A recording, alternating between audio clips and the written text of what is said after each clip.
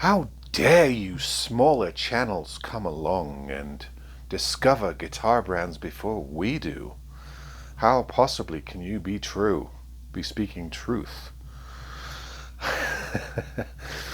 This is a response to a video I just saw put out by 60 Cycle Hum, who seems to be a thoroughly decent chap, a good YouTuber, and has a pretty big channel. And he just released a video, I think yesterday, talking about the new EART buzz, or EART guitar buzz, and all of these video channels that have been springing up and singing the praises of this new brand, creating this firestorm of a buzz on this new brand. How possibly can they be speaking the truth? The video asked the questions: are guitar YouTubers telling the truth about budget guitars? Well, let me answer that for you. As one of the budget guitar YouTubers myself, I speak the truth. I review a lot of guitars, and I'm happy to say that I jump on guitar brands a lot of times before the big boys come along and get wind of them. Case in point right here, IYV. I was one of the first to talk about these, and some of the bigger channels still haven't had one on their channel yet. All of the big channels actually, very few of them have cottoned onto this brand. A couple of them have started to do EART videos because that is the flavor of the month guitar, budget guitar at the moment, for good reason, I hear. So yeah, the thing about this thing though is it's all subjective. So when somebody gets a guitar or tries out brands of a guitar, you're going to get varying results on the reviews, particularly with budget guitars with very little QC. For instance, you might watch 10 videos on this guitar right here. This is the Indian Vina Les Paul model, right? 7 of those reviewers might get a good one that needs very little setup. Plays pretty well out the box. Not all reviewers do their own setup like I do. Some of them do, some of them don't. So you might get a percentage, let's say 70%, that gets a good guitar, good review. You get a 30%, action's too high, fret ends are sharp, nut issues, tuning issues, reviews are less good. With budget guitars, you're going to get varying reviews because the setups are not as consistent. The factory setups are not as consistent. The QC is not as consistent with some of these smaller brands. We've talked about this many times. Many channels deal with this, so I think that's relatively easy to understand. Also, there's a variance between reviewers and what they consider to be a good budget guitar. For instance, a reviewer might get this guitar and think purely for $180 or whatever this costs new. I think it's $185 on Amazon at the moment. For $185, I'm getting a flame top guitar. It's competently made, parts are decent, the CNC Destiny pickups are fair. I might swap them out, but they're fair, they're decent. Fretboard is alright. The parts are decent, it's well made. It's akin to a $250, $300 guitar from other brands. The review might be sensible in that way. There are other people, I won't name any names, they get a guitar like this for $180 and they compare it immediately to their American-made Les Pauls of the 50s and 60s. So threshold is also going to fairy. Now, 60 Cycle Hum's query is brought about by the fact that there are so many fawning reviews over EART guitars. And I'm told it is pronounced EART, like a Jamaican would say earth. Finally got that from somebody online who works for the company. So it's not EART, it's EART. so many fawning reviews. Do we have a bunch of sycophants as YouTubers? And his review is fairly competent. He goes through, I think, a Strat model, one of the lower Erts, and he finds that it's a decent deal and that indeed the praise is justified. Sometimes you come across a run of guitars or a brand of guitars or a model, and he talked about the Katana amp, which for the money everybody can agree is a good deal. Sometimes you get that phenomena happening in this business. I think most of the IYV reviews are good because they're good value guitars for the money. Can you get a lemon? Yeah. Can you get one that needs a lot of setup? Yeah. Can you get one that needs to be returned? Yeah. But I have that problem with the high-end guitars as well. You know, so you're going to get mostly good reviews on these, and the Erts too. I'm still waiting for my first one, so I admit I'm a bit late on that particular phenomenon. But I knew about it months ago, and this is the odd thing. When I see these YouTubers that have 60, 70,000 subscribers doing guitar videos every day, and they do it for a living, saying, "Oh, I've never heard of that before." Where you been? The buzz on Ert is like the buzz on Firefly a year or two ago, like the buzz on these over the last 8-10 months. If you're not hearing it, maybe you need to get your ear closer to the ground, mate. Yeah, a lot of these big channels, I think, I'm not talking specifically about 60 Cycle Hum here, but some of the even bigger ones, they've gotten a bit flabby, a bit complacent, and they've lost contact because they're getting shipped guitars. They're developing relationships with certain distributors, manufacturers.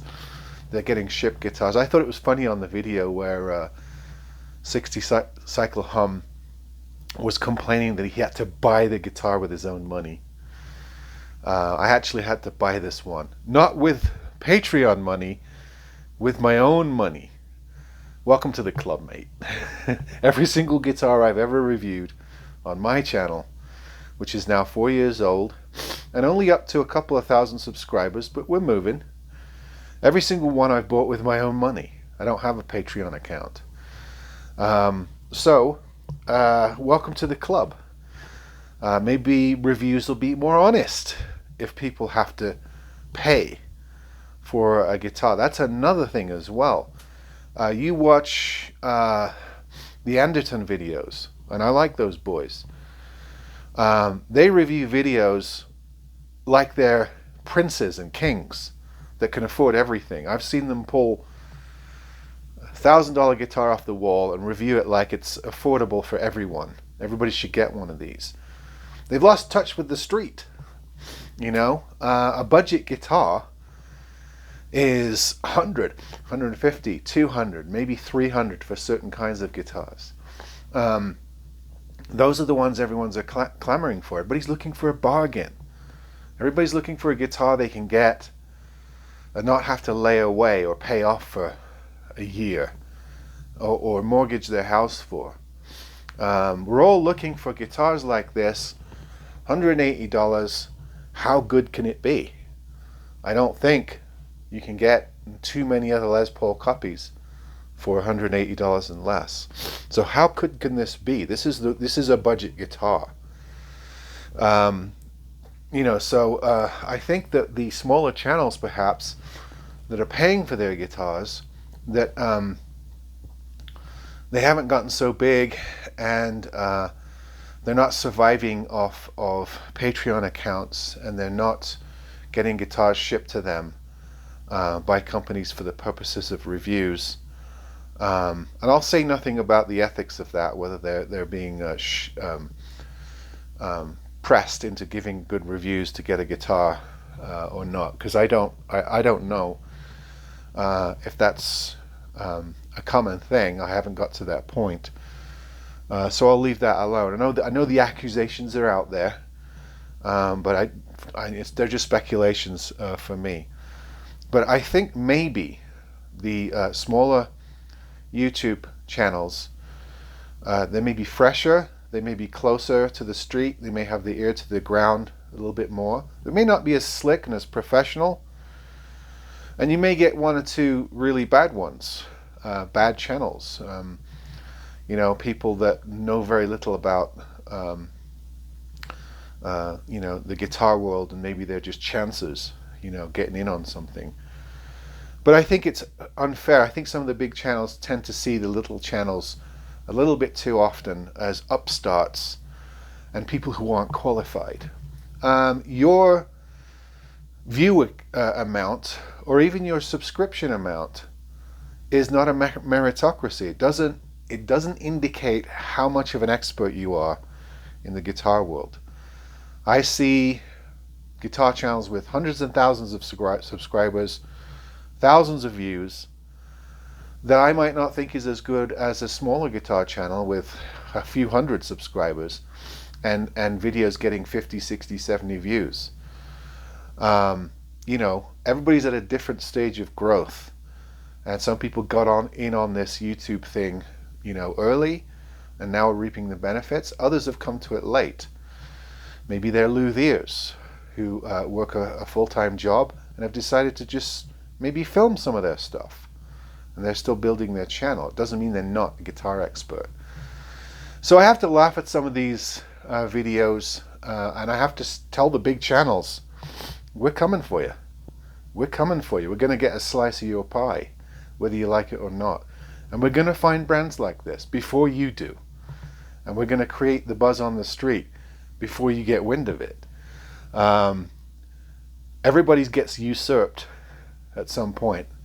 There's always someone younger, hungrier that comes along that's going to come after your business or a piece of your business. That's just the nature of things. That's just humanity.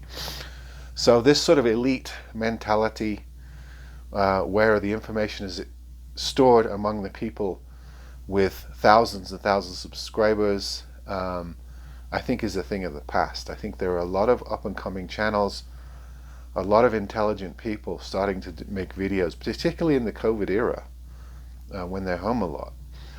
And they may not have Patreon accounts, they may not have thousands of subscribers, they may not be getting guitars shipped to them for free or for review purposes.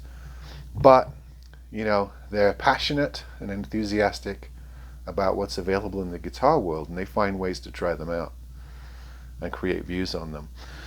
So the answer to your question, are guitar YouTubers truthful about budget guitars? The answer is yes and no. There is truth with a capital T, which is hard to get to, and then there's truth with a small t, the personal truths, and I think that's more what you're getting with people's reviews. How they found the guitar, what kind of model they got, what condition it was in when they got it, how playable was it, how do they like their guitars, what are their biases going in, do they have a good sense of value, are they unreasonable and compare everything to their $8,000 custom shop guitar, did they pay for the guitar, do they have a sense of pain in acquiring the guitar and are able to make a more sensible evaluation, or is it just another guitar they got that week that they didn't pay for, one of many, a throwaway. All of these things go into the variance of videos that we see across YouTube, and all we can do is watch people's assessment and, you know, take it with a grain of salt, because, you know, at the end of the day, this is all subjective. All right, folks, there's my take. See you on the next one.